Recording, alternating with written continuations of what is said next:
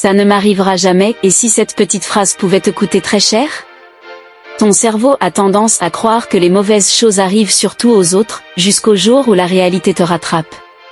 En matière d'argent, le danger n'est pas toujours ce que tu vois, mais ce que tu refuses d'imaginer.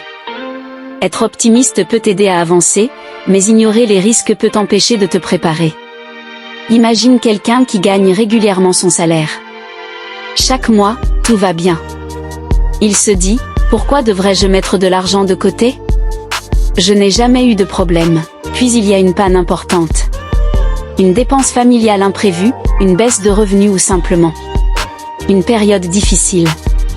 Soudain, la personne doit chercher de l'argent dans l'urgence. Et elle regrette de ne pas avoir prévu cette possibilité. Ce mécanisme peut être lié au biais d'optimisme. Nous avons parfois tendance à surestimer la probabilité que de bonnes choses nous arrivent, et à sous-estimer celle que des événements négatifs puissent nous toucher. Le problème n'est pas d'être positif.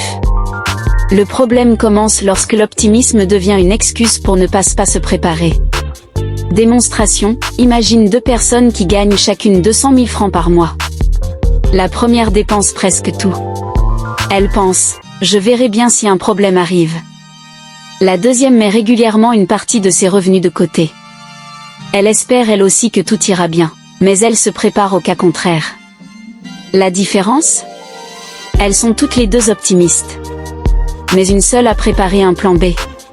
Dans la vie financière, les imprévus sont inévitables. Une bonne gestion financière ne consiste donc pas à penser que tout ira mal. Elle consiste à profiter des périodes favorables pour construire une marge de sécurité. C'est notamment le rôle d'une épargne de précaution adaptée à sa situation. L'optimisme te fait croire que demain sera meilleur. La préparation te permet de rester debout lorsque demain ne se passe pas comme prévu. Conclusion. Alors ne remplace pas l'optimisme par la peur, fais simplement quelque chose de plus intelligent, espère que tout ira bien, mais prépare-toi au cas où ce ne serait pas le cas. Parce qu'en finance personnelle, un plan B peut valoir plus qu'un grand discours. Si tu veux comprendre les pièges psychologiques qui influencent tes décisions financières, abonne-toi. Ta richesse commence aussi par la compréhension de ton propre cerveau. Est-ce que tu as déjà pensé, ça ne m'arrivera jamais, avant de finalement devoir faire face à un imprévu?